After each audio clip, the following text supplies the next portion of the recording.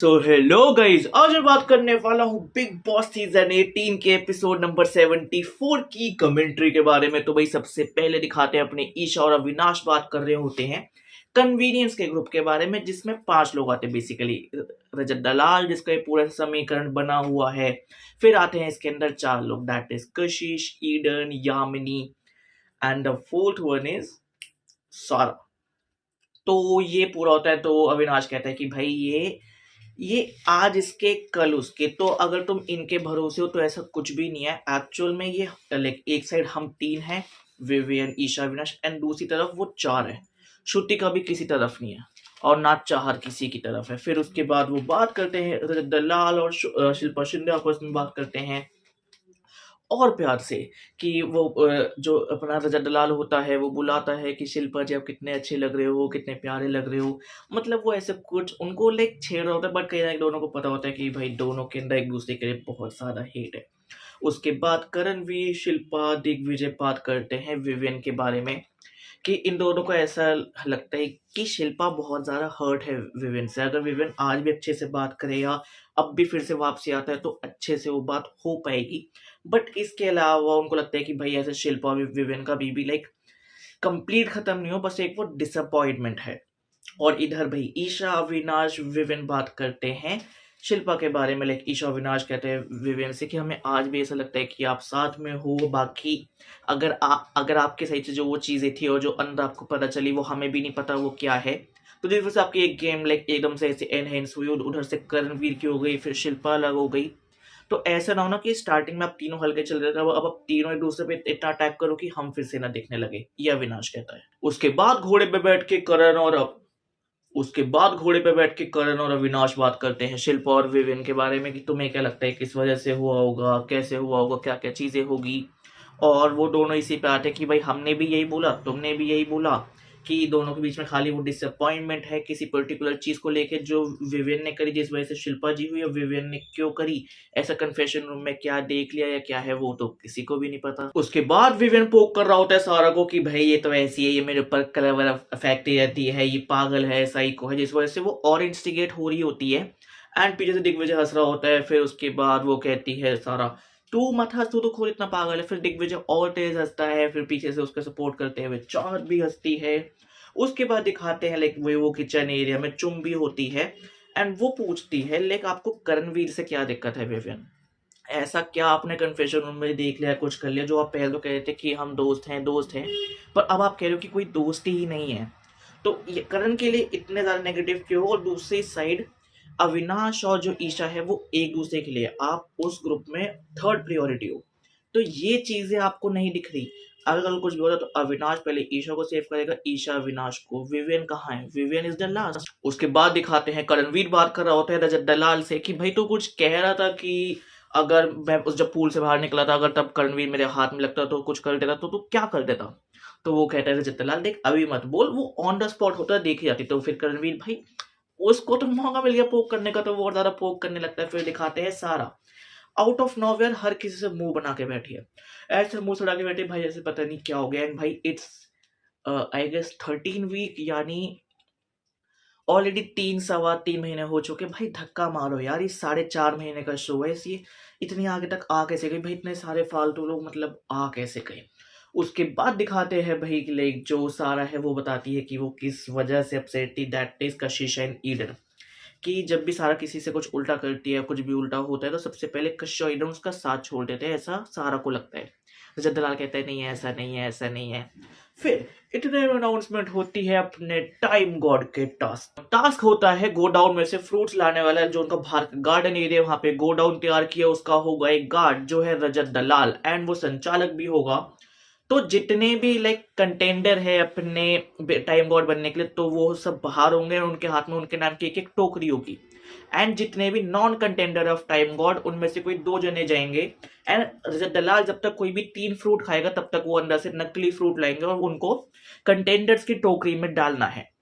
And like फिर जब पूरा ऐसे वो टास्क खत्म हो जाएगा एंड कितने राउंड्स होंगे बिग बॉस ने वो भी नहीं बताया, तो फिर जिस कंटेंडर की टोकरी सबसे ज्यादा होंगे फ्रूट्स वगैरह, वो बन जाएगा या बन जाएगी next time God. And big boss ने बताया कि कोई भी राउंड स्टार्ट होने से पहले एक बेल बजेगी जो होगी राजा जाओ फल खाओ, which is like very funny.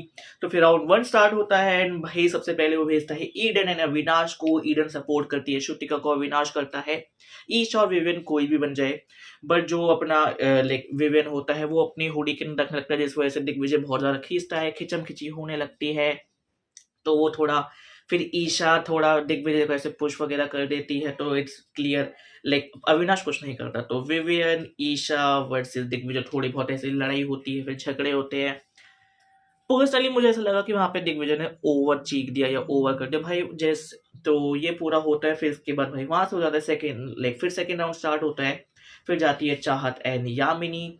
फिर भाई वहां पे भी ईशा से और विवियन से करणवीर भी छीन रहा था, बट वो मस्ती में छीनता है, देना छीनूंगा छीनूंगा ऐसे करूंगा ऐसे लड़ूंगा।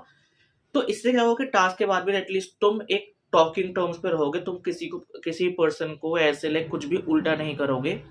तो आई गेस ये दिग्विजय को एक छोटी सी चीज सीखनी चाहिए थी, बट हाँ ये तो मैं बाहर से कह रहा हूँ, इवन आई नो कि मैं भी लाइक छोटी बातों पर ट्रिगर या गुस्सा बहुत जल्दी हो, that's why like he is my top priority.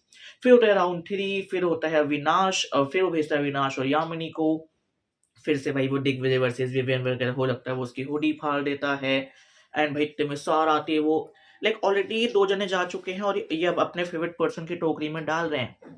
उधर से सारा जाती है, लाइक जो नॉन कंटेंडर होती है वो सीधा अंदर से फ्रूट्स लाती है, वो किसी को भी देने लगती है। तो वो कहता है रजत दलाल तेरे को मैंने परमिशन ही नहीं, तो तू जा कैसे रही? तो कहती है तो तू मुझे परमिशन कब देगा? सबको परमिशन दे, सबको परमिशन दे, मुझे भी जाने दे। तो वो कहता है ऐसे नहीं होता ना, तुम अगर आगे खड़े रहो मुझसे कहोगे तो मैं जाने दूंगा ना। तो कहती नहीं मैं तो ऐसी करूंगी। जब दलाल को आता है गुस्सा, कहता है सारा डिस्क्वालीफाइड, तुम ये टास्क ही नहीं परफॉर्म करोगे। जब तक मैं संचालक हूँ या फिर मैं टाइप गॉड हूँ, मैं कुछ भी उल्टा नहीं करूंगा। फिर होता है राउंड 4, वो भेजता है कशिश एंड ईडन को and they both were supporting Shrutika. और वो श्रुतिका से करते हैं डील कि देखो हम तुमको नहीं बढ़ाएंगे क्योंकि उसकी प्रायोरिटी तुम हो और करण है, फिर शिल्पा है, दिग्विजय है। बट अगर तुम्हें बनाते हैं तो एटलीस्ट तुम्हारी प्रायोरिटी सिर्फ एक श्रुतिका होगी, उसके बाद तुम हमें कंसीडर कर सकती हो। जिस पे श्रुतिका कहती है हाँ। फिर उसके बाद होता है राउंड 5, जो होता है लास्ट, जिसमें भेजता है अविनाश और कशिश को एंड भाई उसमें होता है रजत दलाल वर्सेस चाहत। जो 3 फ्रूट्स खा रहे, जब तक वो 3 फ्रूट्स खत्म नहीं होंगे तब तक वो राउंड कंप्लीट नहीं होगा। मतलब वो अंदर से कितने भी ला सकते हैं फ्रूट्स, बट इस वजह से क्या होता है जो आखिरी फ्रूट खा होता है बार बार चारों से छीनने लगती है, उसको गिरने लगती है। देखो मुझे नहीं पता और वो कैसा लगा, बट भाई बीइंग अ बनिया भाई हमारे यहाँ ना खाना वगैरह वेस्ट बिल्कुल भी नहीं करते। तो ये वाली चीज तो देख के भाई ट्रिगर तो मैं भी बहुत ज्यादा हुआ था। एंड इसके बीच में ऑलरेडी डिस्कस हो चुका होता है अपने अविनाश और करण के बीच में कि भाई देखो विवियन और ईशा नहीं बनने वाले, उनको सपोर्ट करने के लिए पूरे घर में से कोई भी नहीं है। तो यहाँ पे अब हम एक काम कर सकते हैं कि हम सब मिलकर चुम को बना देते हैं। करण कहता है मुझे भी श्रुति करनी चाहिए, और वो भी कहते हैं अविनाश मुझे भी नहीं चाहिए। तो अब सब मिलकर सोचते हैं कि हम बनाएंगे चुम को।